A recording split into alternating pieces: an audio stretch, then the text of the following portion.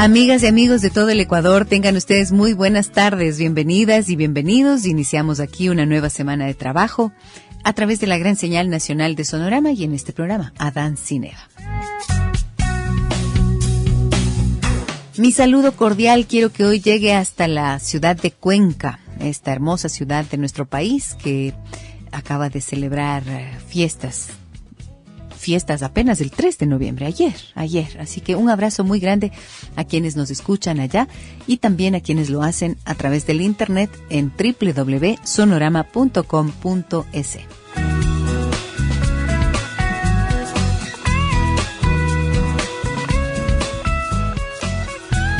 ¿Les ha pasado a ustedes o quizás conocen a alguien que cuando intenta poner normas a los niños, esta mamá o este papá no logran ponerse de acuerdo primero entre sí?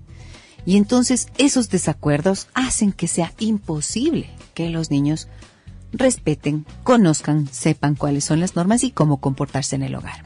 De eso vamos a hablar hoy, de esos desacuerdos que suelen tener las parejas a la hora de poner normas en la casa.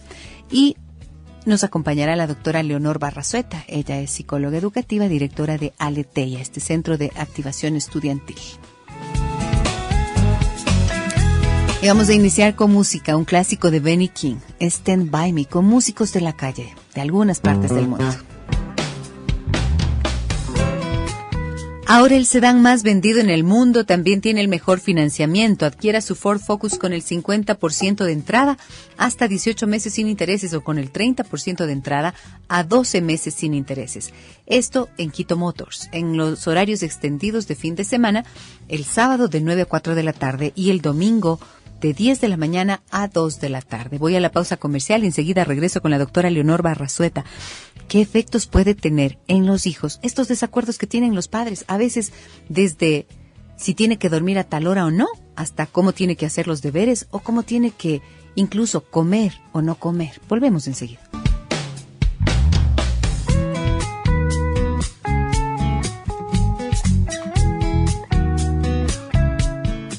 3 de la tarde con 20 minutos y en este momento le doy la más cordial bienvenida a la doctora Leonor Barrazueta. Ustedes la conocen, ella es colaboradora permanente del programa, es directora de Aleteia, el Centro de Educación para la Activación Estudiantil. Buenas tardes, Leo, bienvenida al programa, ¿cómo estás? Muy buenas tardes, Gisela, muchísimas gracias por la invitación. A los tiempitos, ¿no? Sí, a los tiempitos que nos vemos, ya hace algún tiempito. Ya hace algún tiempito que no nos hemos visto, sí. Bueno, y te he invitado para hablar de este tema que me parece tan interesante porque es algo que uno ve frecuentemente en la consulta, tú más, por supuesto, porque tú trabajas en la parte educativa, pero me pasa a mí también que trabajo con familias y que encuentro las dificultades que existen para que los padres se pongan de acuerdo a la hora de establecer unas normas en la familia. ¿Qué es lo que tú, dentro de tu experiencia, ves con más frecuencia, Leo? A ver, es súper importante que los padres se pongan de acuerdo previamente qué es lo que vamos a normar y por qué lo vamos a normar. ¿Qué buscamos cuando ponemos algo como norma, como ya establecido? Porque una vez que lo establecemos como norma, es algo que como padres siempre tenemos que respetarlo. Es decir, no va a depender de si estoy cansado o no, o si es que tengo voluntad de hacerlo o no. La generalidad pasa en que sean todo lo que es cuestiones de hábitos alimentarios, hábitos a la hora del aseo, todo lo que tiene que ver con respecto a horarios de levantarse, horarios de acostarse, lo que son rutinas como tal. Generalmente en esos procesos los padres les cuesta trabajo ponerse de acuerdo, pero esto es algo que nos tenemos que poner de acuerdo previamente, no cuando ya nos pasa, porque por supuesto puede pasar que para un padre de familia sea grave y para el otro no, y por ende se desautoriza mutuamente delante del menor y eso es un mal antecedente para el niño, porque no sabe a quién obedecer, no sabe a quién le hago caso, al que es flexible conmigo o al que es más duro conmigo.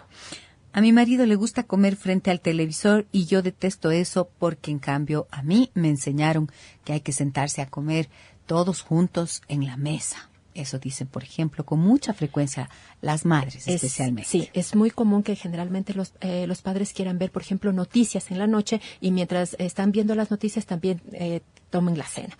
Realmente lo adecuado es que no veamos televisión, porque al contrario, el momento de cualquier proceso alimentario, desayuno, almuerzo, cena, debería ser en calma, teniendo el tiempo para que conversemos, para que compartamos, para preguntarnos, oye, ¿cómo estuvo tu día? ¿Qué tal te fue en esto? ¿Cómo está esto de acá? Para compartir en familia. Y por supuesto, si tenemos un elemento distractor, en este caso la televisión, las noticias o lo que sea, obviamente no vamos a estar prestando atención a la información que nos están dando nuestros hijos. Y tampoco les estamos dando información sobre nosotros, porque no estamos compartiendo cómo fue nuestro día, qué tal nos fue, si tuvimos algún acontecimiento, etcétera. Por ende, se rompen las posibilidades de comunicar y de compartir como grupo familiar, de que podamos de poder validarnos, de podernos dar afecto, apoyo emocional, si de pronto en algún momento alguno lo necesita, de estar compenetrados el uno con el otro. Es súper importante que en los procesos alimentarios el televisor esté apagado, realmente. Y realmente que se establezca el lugar en donde vamos a comer. No importa si es la cocina, no importa si es alrededor del mesón, no importa si es que es en la mesa del comedor con mantel largo, como cada familia lo tenga establecido. Pero realmente un horario de las 3 comidas del día deberíamos poderlo hacer en conjunto como grupo familiar y que nos sirva para realmente compartir y conocernos. Al menos una de las comidas del día, ¿no? Pero fíjate que he visto que con mucha frecuencia, especialmente madres que trabajan, que ya llegan bien cansadas, papá, mamá trabajan, ¿no es cierto? Y tienen que hacer a veces unas rutinas larguísimas, unos trayectos largos que van del sur de la ciudad o del norte de la ciudad, atraviesan más o menos en 2 horas la ciudad y llegan bastante cansados. Y luego los niños de pronto ya están durmiendo, entonces no logran tener esos espacios de encuentro. Y si es que no están durmiendo, si ya son más grandecitos y los esperan a los padres, he visto que, por ejemplo, papás que dicen, yo quisiera que tú hagas una sopita o que prepares alguna comida para que podamos compartir. Y ella dice, mejor pidamos comida chatarra. O al revés, ¿no es cierto? ¿Por qué no haces tú la sopita y me esperas a mí que llego más cansada? ¿Qué sé yo? Pero estos desacuerdos precisamente son los que van a impedir que se establezca este ritual, que es un ritual de pertenencia. El sentarse a la mesa a comer es algo que le hace sentir a uno que pertenece a esa familia, ¿no es cierto? Que pertenece y lo valida además de eso, porque es un rol en el cual ejecuto. Como padres somos generadores de vida, por ende somos generadores de proceso alimentario, principalmente el rol materno como tal. Realmente ahí es llegar a acuerdos de pareja. Quien llega primero, eventualmente tal vez puede comenzar a hacer algo de comida. El que llegue primero indistintamente de quien sea. Entonces de pronto es, listo, yo voy a preparar el arrocito o voy a preparar la sopa, etcétera. Comienzo. El rato que llega mi pareja, coadyuva ese proceso. En la medida los de niños lo que participan por también supuesto. de eso. De pronto pueden poner la mesa ellos, de pronto pueden picar un pan si es que vamos a servir una sopa, etcétera. En el proceso como tal, el rato que establecemos una hora de comida, debemos tratar de por lo menos hacerlo una de las comidas. Si realmente nos es imposible, por lo que mencionabas de las jornadas largas, de la movilización, etcétera, entonces es obligatorio que el fin de semana pasemos como grupo familiar y tratemos de generar los espacios en los cuales comamos juntos. Ahí ya no hay excusa, generalmente ya sábado y domingo estamos libres. No, si pero es que el sábado hay fútbol, pues. No, ahí sí, ahí los señores, por favor, tienen que dedicarle un poco de tiempo a la familia. Realmente hay que priorizar. Cuando tenemos hijos en proceso de formación, hay que priorizar. Eventualmente tenemos que ver cuándo ubicamos esas actividades que son de crecimiento personal, de distracción personal, sí, que también son importantes, por supuesto, pero la priorización es la formación de los hijos y tener un ambiente armónico realmente dentro de casa. Por ejemplo, si es que seguimos con enfocándonos en el punto de la comida. Hay muchos niños que de repente odian cierto tipo de alimentos y papá o mamá se imponen, quieren imponerse y obligarles a comer, ¿no es cierto? Y entonces por allí el otro dice, si es que es la madre, tienes que comerte toda la comida. Y el papá le dice, ay, pero déjale nomás, o sea, no le obligues tanto, qué feo que es que te obliguen a comer. De acuerdo a los nutricionistas, alguna vez yo conversé con un nutricionista que en este momento se me ve el nombre, él me decía, para que a un niño realmente no le guste un producto, tienes que probarlo de 10 formas diferentes. ¿Qué significa eso? Por ejemplo, si el brócoli yo le doy una vez con limón, la siguiente vez le puedo dar con salsa con mayonesa, por ejemplo, de pronto la siguiente vez lo hago con queso gratinado y así sucesivamente, hasta descubrir de qué forma le gusta realmente a mi hijo. Él decía, después de 10 formas diferentes sí puedes decir, ok, este producto realmente no le gusta al menor. Sin embargo, generalmente como padres y madres lo que tratamos de dar es una alimentación que sea algo balanceada, que tengan proteína, que tengan cereales, que tengan carbohidratos, etcétera. Por ende, la alimentación dentro de casa no debería ser negociable. deberíamos realmente decir, listo, preparamos esto de comer y todos comemos. Lo que se podría negociar es la cantidad. O sea, si no le gusta el brócoli, no le voy a poner 10 brócolis, por poner un ejemplo. De pronto negocio y le pongo 2, le pongo 3, de acuerdo al tamaño que haya cortado, de acuerdo si es que es con una salsa que le guste o no, etcétera. Pero sí ponerlo como norma. Pero eso obviamente yo, papá y mamá, previamente nos hemos puesto de acuerdo. Primero que vamos a probar 10 veces cada producto que mi hijo diga no me gusta. Número 2, que es un proceso ya que nos hemos puesto de acuerdo de que todo lo que se sirve en casa se come en casa. Uh-huh. Por ende, entonces no va a haber la permisibilidad de que el uno diga, sí, no te preocupes, déjalo nomás, no hay problema, es que el guagua no le gusta, no lo obligues, etcétera. Y el otro que se imponga y diga, porque ahí los niños ubican quién es el papá bueno o la mamá buena y quién es el papá malo o la mamá mala, ¿no? Y no es adecuado. Realmente los dos estamos para dar amor y los dos estamos para formar y eventualmente generar una consecuencia cuando ha habido un rompimiento de una causa. Uh-huh. Ahora, las rutinas, entonces, son uno de los primeros puntos a los que tienen que llegar a ponerse de acuerdo los padres. Y eso desde la etapa más temprana. Uno de los desacuerdos suele ser a qué hora sale el niño de la habitación de los padres, porque cuando son bebecitos se tiende a poner la cuna en la habitación de los padres, ¿no es cierto? Y entonces, ¿a qué hora se va? Por allí dicen, no le saques, o peor, duermen hacen que el niño duerma en la cama. Y entonces esto se convierte también en otro punto, porque alguno de los dos dice, tenemos que sacarle, y el otro dice, no, mantengámoslo todavía aquí, pobrecito. Y a veces es pobrecito el papá o pobrecita la mamá que les da una pena separarse del niño. Generalmente, más bien, el bebé no es el que necesita la compañía del adulto, más bien es la comodidad del adulto. Si son madres que están amamantando, generalmente el levantarnos a la madrugada, el amamantar, el levantarnos, movilizarnos, el amamantar fuera del cuarto, etcétera, es cómodo hacerlo dentro de la propia habitación, definitivamente, porque puedo extender el brazo y ahí lo tengo al menor. De acuerdo a los pediatras, un bebé tiene que salir entre los 3 y 6 meses de vida iniciales, y eso lo pueden direccionar con su pediatra de cabecera. Pero definitivamente las rutinas es el primer punto de partida de ponernos de acuerdo. ¿A qué horarios les vamos a inculcar a nuestros hijos? Con eso comenzamos. ¿Por qué es tan importante tener un horario, tener una rutina establecida? El descanso en los menores en la primera fase, por ejemplo, es maduración cerebral. Posteriormente necesitan por la cantidad de actividad física que desarrollan. Un niño que no duerme bien, por ejemplo, ya en etapa escolar, no puede asimilar bien los procesos de aprendizaje. Le falta la concentración, le falta la atención, se queda dormido en clases. Lo mismo pasa cuando la alimentación no es adecuada. Entonces, los dos parámetros son iniciales y eso se empieza desde que el bebé nace, porque comenzamos con un horario alimentario de acuerdo a lo que el pediatra en cada caso diga y lo establezca, pero generalmente establecen un horario. Así sea que fuera un caso extremo de una alimentación cada hora, pero es eso, alimentación cada hora, no es cada que el bebé llore, porque hay veces que lloran por otro asunto, lloran porque quieren estar acompañados, lloran porque de pronto están mojados, porque quieren oír compañía, etcétera, pero no necesariamente es por la alimentación, pero generalmente lo primero que hacemos es alimentarlos y no investigamos si es que es otra cosa la necesidad del menor. Entonces ahí vamos rompiendo las rutinas que naturalmente a veces los niños ya las vienen inmersas, ¿no? Ahora, si es que el desacuerdo empieza por estas cosas que son aparentemente pequeñas. Luego se van agravando y, como ya vimos, se expresan, por ejemplo, en la alimentación. ¿Qué efectos puede tener precisamente estos desacuerdos en la alimentación? ¿Tiene alguna repercusión, por ejemplo, para estos niños que se niegan a comer? Si es que ven que papá y mamá están en desacuerdo. A veces dicen, no vamos a pelear nunca, se ponen de acuerdo en que nunca vamos a pelear delante de los niños. Y no pelean, efectivamente, no se gritan, no se lanzan los platos a la cabeza, ni el cuchillo, nada de eso. Pero se lanzan unas miradas de cuchillo. No, y entonces empiezan a tener una agresividad ahí, una violencia pasiva que circula entre los dos y el niño está de por medio. ¿Qué efectos tiene eso? No, definitivamente los niños son extraordinarios lectores de los comportamientos conductuales de sus padres. Extraordinarios lectores. A un niño no se le escapa el saber a qué padre o a qué madre tiene que estar en ese momento para cubrir su necesidad, definitivamente. Si yo quiero que a mí me complazcan con que no comer, voy a identificar cuál de los dos es más laxo con respecto al tema alimentario y es con él el que me voy a ir en el momento del proceso de alimentación. Entonces le voy a hacer gracias primero, si es que es la mamá la que es más laxa blandita, en este proceso. Claro, ahí lo que voy a hacer es de pronto mimarla a mi mami desde el inicio. Ay, mami, qué linda que eres, cómo te quiero, siéntate al lado mío, vos dame de comer, mamita, qué rico, que no sé qué, estito de aquí no quiero. Y ahí comienzo la negociación con el papá o la mamá que yo siento que va a cubrir lo que yo quiero hacer, no necesariamente lo que debo.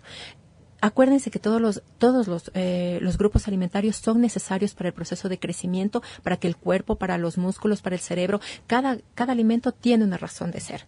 Y obviamente, salvo que haya una orden médica porque no procesen algún alimento, etcétera, que obviamente ese es otro asunto. Tampoco lo van a forzar a un menor que no pueda ingerir X alimento. Pero salvo que fuera eso, realmente sí, mientras mejor coman de todos los grupos, coman verduras, coman frutas, coman cereales, van a estar mejor alimentados, definitivamente. Otro de los puntos de conflicto o de desacuerdo es el orden, ¿no es cierto?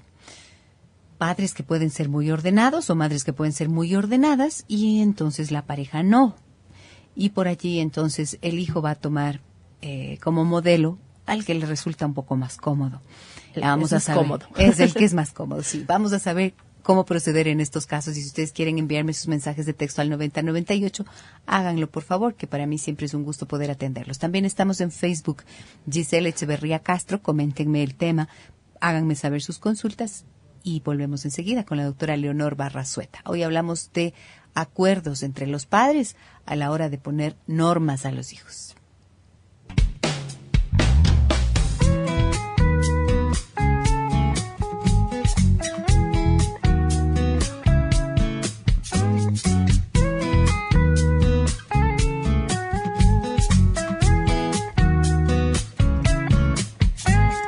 (290-3626) es nuestro número telefónico de Sonorama, por si ustedes quieren hacer consultas en esta tarde que conversamos con la doctora Leonor Barrazueta acerca de los efectos que pueden tener la falta de acuerdos entre los padres a la hora de poner normas a los niños. Generalmente uno intenta normar ¿qué cosa? Los hábitos, ¿no es cierto? Sí. Las horas de dormir, las horas de despertarse, la hora en la que hacen los deberes, el tiempo que van a tener para jugar los videojuegos, para tener televisión. Exacto, para las actividades recreativas. Uno trata de organizar aquello, ¿no es cierto? ¿Para qué? ¿Para qué se intenta normar? El objetivo de que los chicos tengan una organización realmente de tiempos, esto conlleva que en el futuro, cuando ya empiezan la actividad académica, esté claro cuáles son las prioridades. Entonces, si, por ejemplo, cuando el niño está recién yendo a la guardería o cuando es más niño, él tiene normas claras de a esta hora almuerzo, después tengo un tiempo de descanso, después juego, etcétera, eso le va a permitir tener una organización posterior en el momento en que empezamos clases. Ya empezamos la actividad académica en el primero de básica. Entonces, ahí es más fácil insertar, listo, llegas a casa, descansas un momento, almuerzas, te cambias de ropa, todos esos procesos lo que hace es que sean más organizados y posteriormente en la vida misma como tal puedan ser más organizados para la toma de decisiones, por ejemplo. Claro, porque además esto lo que ayuda es a formar hábitos. Hábitos permanentes que se quedan en el y menor. El hábito, la verdad es que ayuda harto, facilita mucho la vida, ¿no? Definitivamente. Cuando uno no ha logrado formar esos hábitos en la infancia o en la hasta la adolescencia, cuando ya uno es grande, qué difícil es. Es duro después, porque, por ejemplo, si ustedes tienen un niño pequeño al que siempre le han leído, desde que era bebé, siempre le han leído, es un niño que va a pedir el cuento cuando empiece a leer, por ejemplo. No importa que al principio, cuando tiene 3, 4 años, sí, léeme tal cuento. De pronto solo ve los dibujitos y empieza a contarles el cuento fruto de lo que ve el dibujo. Pero el rato que ya empieza a leer, comienza a disfrutar del proceso de lectura y sigue leyendo. Entonces ya tiene el hábito de lectura para el resto de su vida. Uh-huh. Por el contrario, un niño que no coge un cuento nunca, no se lo ha leído nunca, eventualmente comienza el proceso de lectura y si es que para que sea más complicado para el niño, tiene dificultades para adquirir el proceso como tal. Peor aún, no quieren leer nunca en la vida, porque lo ven al proceso lector como un proceso tedioso, feo, que de pronto me llama la atención mi mamá porque pronuncio mal o porque me demoro mucho tiempo en pronunciar, en clases me pasa lo mismo, etcétera. Entonces, realmente lo ven como algo feo en lugar de como algo bonito, como algo que me da procesos de aprendizaje, como algo que lo disfruto, que lo veo, que lo deleito. Entonces, esa es la diferencia realmente cuando formamos en hábitos. Cuando ya el niño está formado en hábitos, la introducción de la prioridad de es momento de hacer el deber es mucho más fácil que para un niño que no ha tenido ningún hábito y en la tarde no hay nada reglamentado. O sea, come cuando quiere, se pone a dormir cuando quiere, juegue cuando quiere, mira la cantidad de televisión que quiere. A veces los papás ni siquiera saben qué tipos de programas están viendo los menores. Entonces, ahí es mucho más difícil en el momento en que insertamos a la actividad escolar el decirle, a ver, vamos, la prioridad es tener los deberes terminados a tiempo. Ahora, decíamos, antes de irme a la pausa, yo decía, el orden es uno de los grandes puntos de conflicto entre los padres, ¿no es cierto? Sí. Dicen, a ver, tienes que tener orden en esto, tienes que hacer así, asado y cocinado. Y el otro dice, no, pero déjale, no seas tan duro. ese es precisamente el punto que va a generar una confusión en los niños. Y luego, lo grave de esto es que cuando el niño no cumple con lo que supuestamente tendría que hacer porque no sabe a quién hacerle caso, si a la mamá o al papá, entonces los padres terminan peleando. Y lo que he visto es que el resultado es que el niño se siente culpable porque dice, yo fui el que causó este problema, yo fui el que hizo que mi papá y mi mamá se pelearan, cuando en realidad la responsabilidad es de los adultos. Definitivamente los adultos son quienes tienen y están obligados, por decirlo de alguna manera, a ponerse de acuerdo y decir, listo, ¿cómo queremos formar a nuestros hijos? ¿Bajo qué normas? ¿Cuáles son las cosas que para nosotros son importantes de impartirlas para generar una norma como tal? Entonces, por ejemplo, el orden de la habitación. Vean la habitación y pónganla, por último, dividida en partes. ¿Es importante que esté el armario arreglado o no? ¿Es importante que se vaya tendiendo la cama o no? ¿Es importante que ponga la ropa sucia en el lugar o no? ¿Es importante los libros en su lugar o no? Divídanlo en partes y ahí se ponen de acuerdo. Perfecto. Estas sí son importantes, estas no son tan importantes. Entonces, tendremos actividades que van a ser desarrolladas a diario y otras actividades que de pronto decimos, listo, las va a desarrollar una vez a la semana.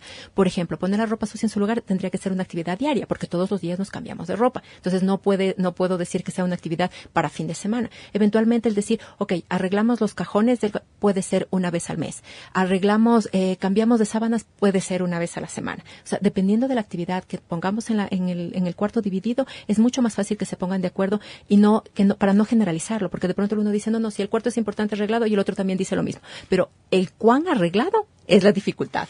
Y eso me parece bien importante porque a veces también se tiende a querer que los niños sean casi perfectos, o sea, que tiene que tener todo. Y puede ser que tenga como el 80% de la habitación arreglada, pero luego no es suficiente para alguno de los padres. Y entonces esto es complicado porque los niños también están en proceso de aprendizaje y hay que comprender que no van a ser perfectos, nadie va a ser perfecto y que no van a hacerlo todo perfecto. No van a hacer nada perfecto porque obviamente están en proceso de formación. Después hay que ver en qué cosas sí quiero escuchar a mi hijo. Por ejemplo, él quiere poner en la parte de adelante las medias y en la parte de atrás las camisetas. ¿En qué me afecta que sea ese orden? Eventualmente no me afecta en nada. Si él va a tenerlo en orden y es una forma de que él exprese quién es.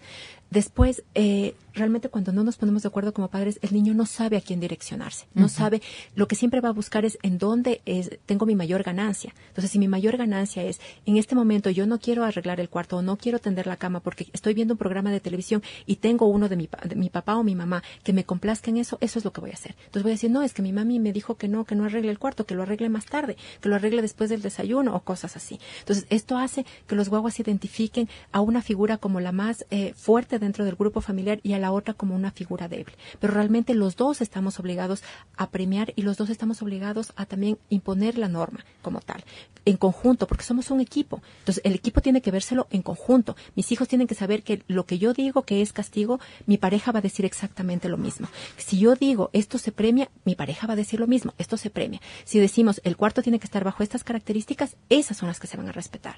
Ahora, allí es otro de los puntos de conflicto, cuando tienen que ponerse de acuerdo en si la falta es grave, si es menos grave, si es más grave y cuál va a ser el tipo de consecuencia que el niño va a experimentar. Eso es muy frecuente. Yo ahí les diría, es súper importante tener una listita de posibles consecuencias a los actos.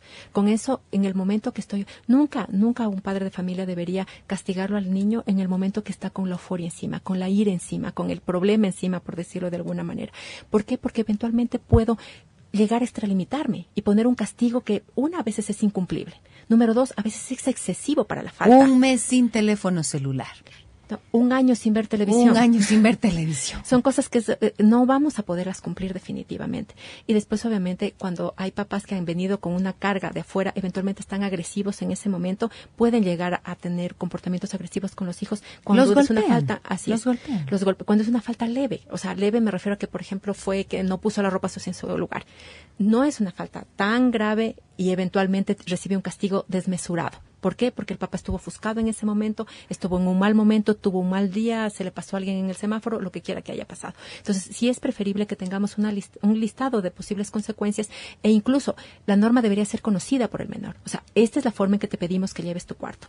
Tienes que poner la ropa sucia en su lugar todos los días. Esta es la consecuencia si es que no la pones. Entonces, cuando ya está preavisado, el niño sabe cuál es la consecuencia que va a venir. Ni siquiera es necesario que le volvamos a repetir. Sabe que la consecuencia es X cosa a lo que yo hice como tal. Bueno, pero para que te crean los niños que la consecuencia se va a cumplir, tiene que haberse cumplido al menos una vez en la vida, porque siempre ese es tiene que cumplirse, claro.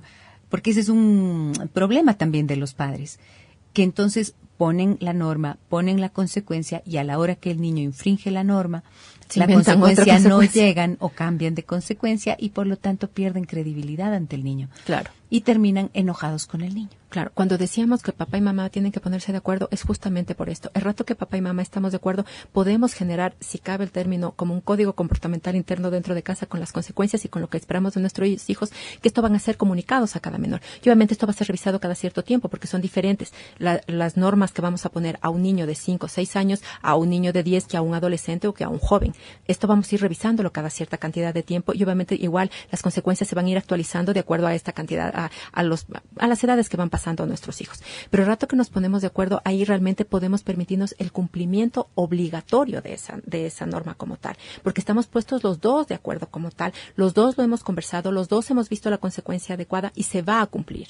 Y hay que comunicarlo también juntos. Así es. Una reunión de familia, en donde decimos, a ver, hijos, estas son las cosas que están pasando, estas son las normas que vamos a tener, estas son las consecuencias, y los dos estamos de acuerdo. Yo en las conferencias les suelo decir a los padres, vea, pónganse de acuerdo entre papá y mamá. Y si es que no hay papá y mamá, digamos que sea un hogar monoparental, ¿no es cierto? Entonces póngase de acuerdo consigo mismo. Uno tiene que hacer ese ejercicio de tomar papelito y lápiz y anotar cuáles son aquellas cosas que quisiera corregir y de qué manera lo va a hacer con los niños. Pero uno de los grandes problemas es cuando se trata de una familia monoparental, pero que son padres que están divorciados. Y entonces se va papá por un lado, mamá por el otro, y resulta que las normas no son las mismas.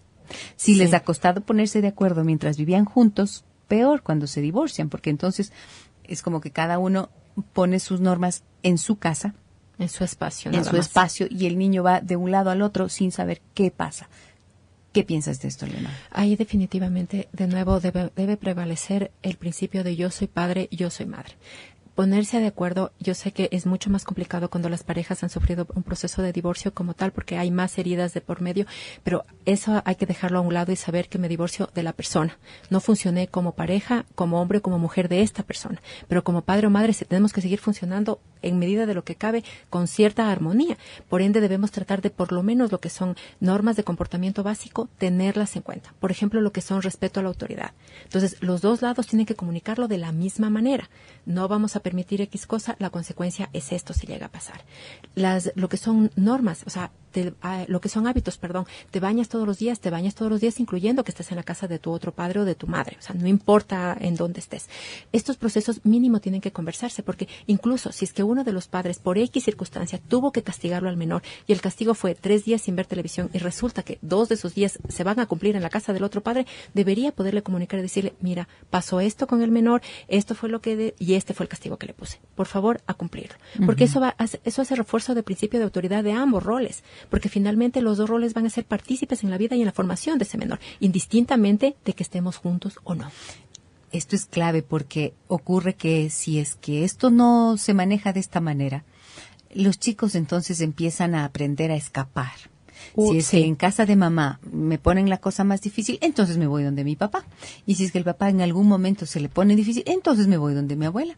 Y si es que se le pone aún más difícil, entonces me regreso donde mi mamá, que ya me debe estar extrañando bastante tiempo. Y esto es tan perjudicial y triste, porque entonces imagínense lo que significa un niño o un adolescente que aprendió a manejarse de esta forma. ¿Cuándo aprende consecuencias? Y en la vida adulta, ¿qué tipo de consecuencias va a experimentar? Y qué difícil se le va a hacer pertenecer a un grupo.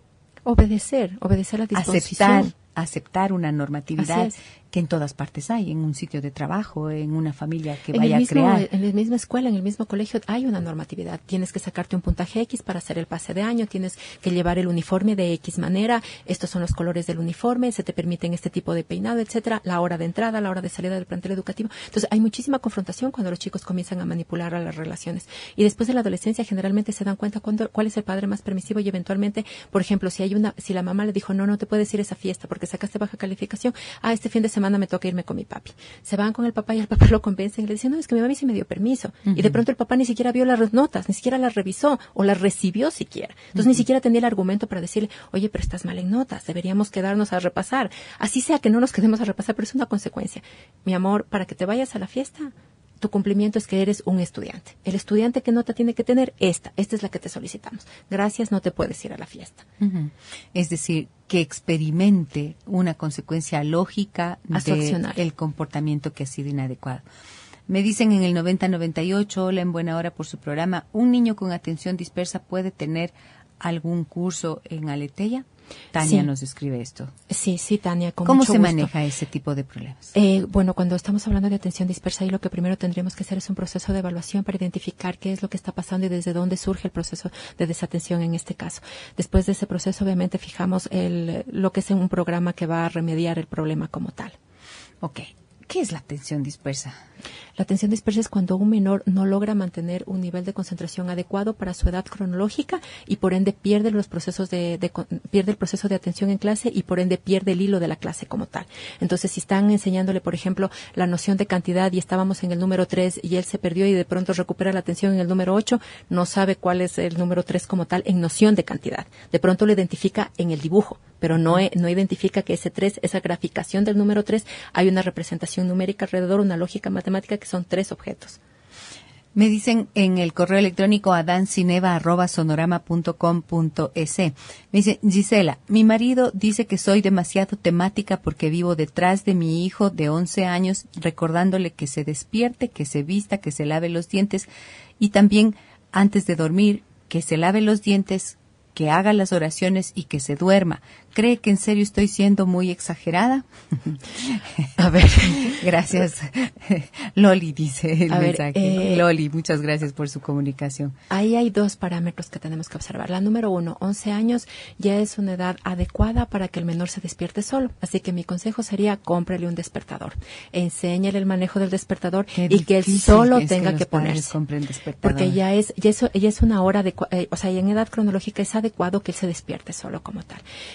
Hay otras formas en que podemos recordarles. En lugar de decirlo verbalmente, hágale un dibujo en el baño donde vea que se lavan los dientes todo el tiempo y eventualmente lo deja de hacer una recordación verbal, pero tenemos una recordación visual como tal. En efecto, hay ciertos hábitos que uno tiene que seguirles instaurando, pero también hay que como darle de pronto algún otro tipo de motivación si es que el olvido es permanente. ¿Cómo qué? Teniendo 11 años ya podrían ser las salidas, los permisos, podría ser más tiempo o algún tipo de programa de televisión extra que quiera ver o a un videojuego, etcétera. Pero a esa edad cronológica ya debería tener aceptado, o sea, el hábito del aseo, por ejemplo, de los dientes ya debería estar totalmente asimilado y asumido porque ya es mucho tiempo de Ahora, proceso. fíjate lo que dice Loli. Mi esposo dice que soy muy exagerada. ¿Usted cree que soy exagerada? Me dice. Bueno, yo he visto que las madres que están detrás del niño recordándole todo, el problema grave con el que se enfrentan es que primero el niño está harto. Sí, ya sé por dónde vienes, mami. Está, no me molestes más, porque eso de estar en el tiqui, tiqui, tiqui, tiqui, tiqui, tiqui, bueno, ¿a quién no le va a molestar también? Pero el problema siguiente es que el niño no aprende por sí mismo. Así y cuando ya salga a la vida no va a estar una mamá ahí recordándole permanentemente. Entonces, se vuelven inseguros. Por eso es necesario que se incorpore el hábito. Claro, hay que irlo soltando de a poco. Por ejemplo, a los 11 años, yo a un niño de 5 no les voy a decir cómprenle el despertador, pero a un niño de 11 años sí, ya puede ver la hora con total tranquilidad y normalidad. Eso lo aprendió a los 6 años. Puede ponerlo al despertador, obviamente, y hacer uso adecuado del despertador. Por ende, sería su responsabilidad levantarse y el horario de acostarse debería haber una consecuencia. Tu hora de dormir es 9 de la noche, por poner un ejemplo. 9 de la noche tienes que estar metido en la cama. Si es que no estás metido en la cama, va a haber una consecuencia. Por ende, si el miércoles no se metió a las 9 de la noche a la cama, simplemente me acerco y le digo, la consecuencia, ¿te acuerdas que conversamos? Es esto. Listo, ¿Y cuál gracias. es la consecuencia en ese caso? Y yo le quitaría tiempo de ver televisión, por ejemplo. Y lo haría dormir un día más temprano de pronto. Y le dejaría todo el día metido en la cama porque va a tener tanto sueño al día siguiente y no va a querer levantarse al colegio. Entonces, como tiene tanto sueño, todo el día en la cama, sin ver televisión, sin hacer nada, sin leer. Ay, qué maldad tan grande. Caterina me dice en el correo electrónico adancineva@sonorama.com.es: Gisela, ¿es normal que en una separación una niña de 5 años busque refugio en un tío político, le diga papá y lo vea en ese rol? Hace caso y tiene autoridad. Estamos viviendo lejos del papá, me dice, soy la mamá. A ver, ¿qué podemos comentar sobre esto, Leo? A ver, me gustaría que fijemos dos cosas. La número uno es, nadie suplanta el rol de un padre o de una madre. En este caso, yo le aconsejaría que en primer lugar usted haga un buen rol materno, un rol materno bueno, positivo, grande, o sea, que sea potente, que sea determinante.